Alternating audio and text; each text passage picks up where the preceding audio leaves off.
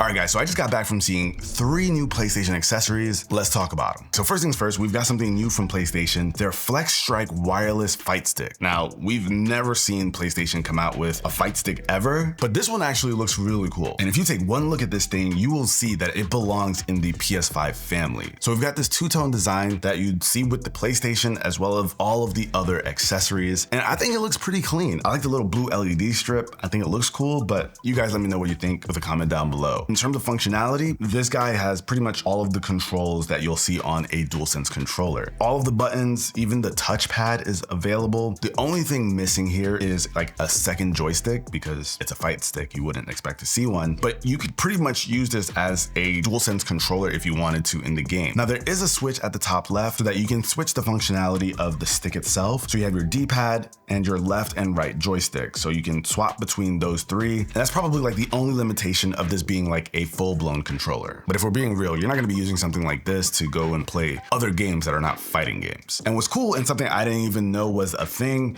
is that the stick has toolless swappable restrictor gates, so you can change the feel of the actual stick itself. I think there's a square, circle, and a hexagon shape. For those of you who are fighting game aficionados, you got options. And what's cool is those gates are all storable underneath the actual stick itself. So that rubberized pad that's at the bottom, you can flip that thing open and that's where all of those are. And you can also put the PlayStation Link adapter right there too. So all the little extras can live right inside the stick wherever you go. But speaking of the controls, the buttons are mechanical switches while the stick itself is digital. And I also really like the stick itself. This thing is custom designed by PlayStation and it's got like this see-through look to it, kind of gives you like snow globe vibes. So you've got the see-through part and then you've got like the black ball inside of it. And I think that's like an interesting look, especially when the LED light hits it. It just looks really cool. And from what I could feel, it was actually really nice to play on. Now, don't get me wrong, I'm not like a huge fighting game kind of guy. And if I do play fighting games, it's gonna be on a controller. I haven't mastered using a fight stick, but I actually think I would like using this one. It's not too big. Usually fight sticks are like, they feel massive to me. This one, it feels like really comfortable. Playing with it on your lap is actually not bad because it has like a rubberized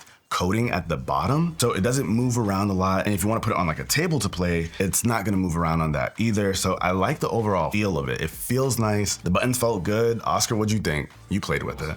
Those buttons felt so good. Oscar's hyped because he got a couple combos off in Marvel Tokon, and like now he think, oh, that's amazing. They were alright. No, they were really good. They felt great. And as somebody who doesn't use fighting sticks, I actually felt really comfortable on this. Now, the interesting thing with Sony's fighting stick here is that it's going to be able to work with the PlayStation Link adapter, which means it's going to be wireless, but you can also play wired. So for those competitive fighting game players, don't worry, it still works with a cable. But Sony's really banking on their wireless technology from the PlayStation Link adapter to provide ultra low latency. For me, what I could tell, I'm not a competitive player. I was button mashing and it was fine, but a competitive player, like a true competitive player, might feel a little bit differently. You know, I've got some cousins who take fighting games really seriously. They should help me test it. Sasha Lucci, come on, come through. But yeah, you can use this thing wirelessly. And what's cool about the PlayStation Link adapter is that if somebody comes over and they also have the FlexStrike fight stick, you both can play off of the same PlayStation Link adapter. And if you have Pulse headset or Pulse earbuds, you can also connect that at the same time. I think the Link adapter supports up to like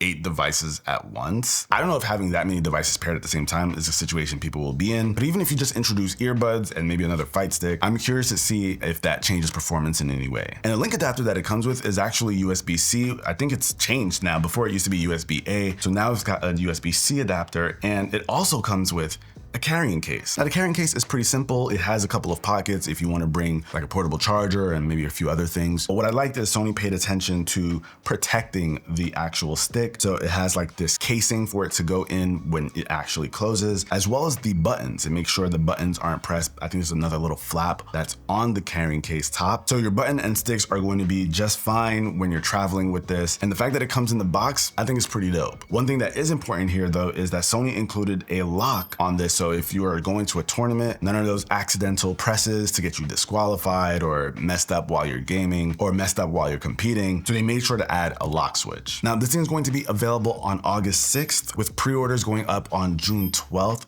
and it's gonna cost $199, so $200, which I feel like is right in the middle of like what fight sticks typically cost. Like I think the premium ones are from like anywhere from $200 to $400. You can get some cheaper ones for about like under $100. Chances are you're not getting the same quality there, but $200 for the fighting game community. I'm curious, what are your thoughts on the price range? Is it solid? Let me know with a comment down below. But this is also going to be dropping on the same day that Marvel, is it Tokon? I think it's Tokon. Marvel Tokon is gonna be dropping, and I'm excited for that game. It brings me back to Marvel vs. Capcom 3. Listen, Marvel vs. Capcom was my jam, and this is like the closest thing that I've felt to that. That game right there is what might push me to use a fight stick. We had a good time. We had a hard time stopping to get back to the folks at PlayStation to let them talk, because, oh, that game is nice. I cannot wait for August 6th. Oscar was getting too hyped with them combos. I had to put him down. Say what you want. I got the W. Now, the next one threw me for a loop. I think I missed when Sony announced this, but they have a new 27-inch PlayStation gaming monitor. It is their first gaming monitor. And if you're like me, you're probably like, what about that PlayStation 3D TV thing that they did, right? Well, they actually called it the PlayStation 3D display. So I'm not sure why it doesn't count. If you're an OG, you might remember this being in like almost all of my videos. So this is going to be the first gaming monitor by PlayStation developed by Sony Interactive Entertainment. That is different than Sony Electronics, who does like InZone and the TVs. They're both Sony, but they function like two completely different companies. So it's interesting to see them come out with a monitor here. So this thing is a 27-inch IPS monitor, and it is a QHD monitor, so 2560 by 1440p. No 4K, but it does have variable refresh rate for PS5 and PS5 Pro. It goes up to 120 hertz. If you're using this with a PC, it goes up to 240 hertz, which is actually really impressive. And of course also has HDR. And I gotta say, even though it wasn't like a 4K display, to me, it looked pretty clean. Oscar, you saw it, what'd you think? I was a little disappointed that it wasn't OLED. That is so fair, I wish, but there's a reason for that, and we're gonna get to that in a second. One thing that's going to be like the main special feature here is the built-in controller charger. Right in the center of the monitor, you can actually pull down this hook, which you can lay your DualSense or DualSense Edge controller on, and it will basically live there and charge. Now, I think that's kind of dope. If you've got your PlayStation hooked up to this thing and you're ready for a session, you got your controller right in front of you for your session. It's not something I would have thought of, but it also feels like it makes a lot of sense. Like you sit down right in front of the monitor, pick up your controller, turn it on, and you're like good to go. No looking around for it, like where did I leave it? And if you don't like seeing the hook while you're gaming, you can actually just push it up so that it lives behind the monitor. Like it makes so much sense. What's nice here too is that it's still fully adjustable. So you can raise it up, tilt, swivel. It can still do all the things you want your monitor to do. You can press a button to do that. You know, you're right. And that's actually good attention to detail from Sony, because in order to bring the monitor down, you have to press this button that's in the back of the stand. And this makes it so that you have to be intentional about bringing down the monitor so that you don't just slam it down one day and like forget the hook is there and maybe breaking it by accident. Now, while we're talking about the back of the monitor, we've got to talk about the ports, right? So we've got two HDMI 2.1 ports. You have a display port 1.4, as well as two USB-A ports and one USB-C port. So you can use this as like a hub for your PS5, so you can throw in like your PlayStation Link adapter and whatever other accessories you want. Not to mention this monitor also has built-in speakers. I don't think we got a chance to hear the speakers themselves, but I'm never mad at a monitor having speakers. That's always a good thing for me. Now, I want you guys to pause the video. Tell me what price you think this would cost from PlayStation. Akeem, how much you think it's gonna be? 200. You tripping, bro. You don't know how much monitors cost. I will say, I was surprised to hear that this thing's gonna be dropping for $350. 240 hertz refresh rate, you guys. I don't know. For me, I thought that was a pretty good price. What did you think, Oscar? I was pretty surprised, honestly. But you guys let me know what you think about the price. I, for one, was really surprised, especially after seeing it in person. I would understand if it were like a really crappy monitor. That's why it's not OLED. But even as an IPS panel, it looked really good, so I was still shocked to hear the number. It's gonna become available August 27th, but pre-orders are gonna be going up on June 5th, but it's only gonna be available in the US and Japan, so very limited markets. I don't know, I think Sony doesn't have much faith in this thing. Like, it doesn't even have like a fancy PlayStation name. It's just 27-inch gaming monitor. I don't know, why isn't it called like PlayStation Vision monitor or something?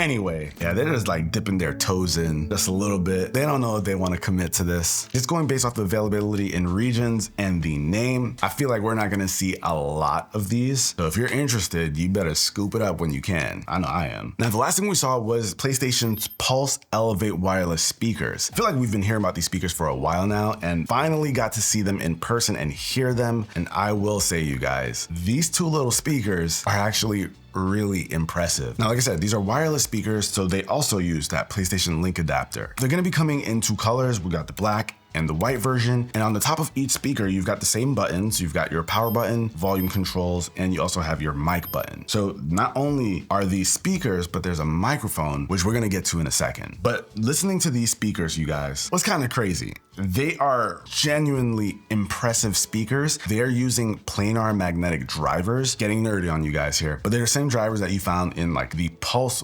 wireless headset and I think the Pulse earbuds as well. But these should lead to less distortion at higher volumes, as well as like just more detail, especially in like some of the higher frequencies. So it's going to be a better overall experience. And that's important, especially with speakers. If you're trying to blast these things, you want it to sound clear. You should be able to hear like footsteps well. And speaking of footsteps, this uses Tempest 3D audio, which we've seen in the headsets before, but in speakers, they are surprisingly good. Now, obviously there's just two of these, but when I was demoing this thing, it sounded like there was a center channel, like there was a speaker right in the middle of them. It felt like the dialogue was just coming at me right from the monitor. And I had to ask, because I know Sony likes to do this, where there's like two speakers and even the TV can work as a speaker as well. But they're not even using that kind of technology here. They're simply using the Tempest 3D audio. So that spatial sound is actually legit. It sounds really good. Now, I need to test it some more, but for desktop speakers, I'm genuinely impressed. And you can even adjust the position of the speakers. So if you got them down here on your table, you can tilt them upward so that they're pointing towards your ears instead of just like pointing towards your body. That's a nice attention to detail. Not only can you just adjust these, but you can pick the things up. They are completely wireless. Now, that base that they're on is basically for charging, which is crazy because that means you can just pretty much pick these up and play anywhere. Like if you're playing with the PlayStation Portal, you can have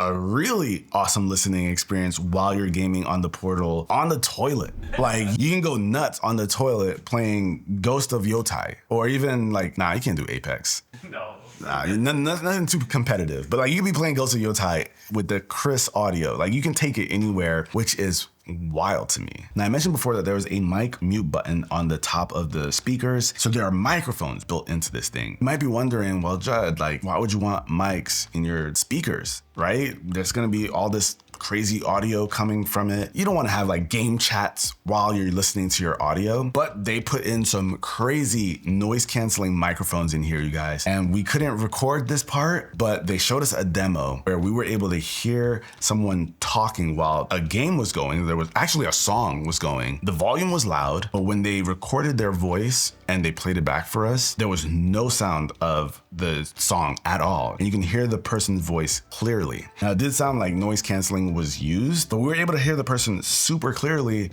without any of the background noise. So you can legitimately use these for game chat and not worry about the other person hearing like echoes from the game. They're not gonna hear any of that, just your voice. I think this is like the first speakers to do that, to be able to play your game, hear your game sounds, hear your teammates, and use the microphones built into them to talk and not have it be an issue. That's actually really cool. Here's the thing though, you guys. We have no idea how much this is gonna cost, and we don't know when it's dropping. And that tells me Sony's really taking their time with this one, and I'm not expecting it to be cheap. The audio sounded so good, and with all the features and the mics, I think it's not gonna be cheap, you guys, especially with the planar magnetic drivers. How much do you think it's gonna cost you guys? 200. Everything 200 for you, right?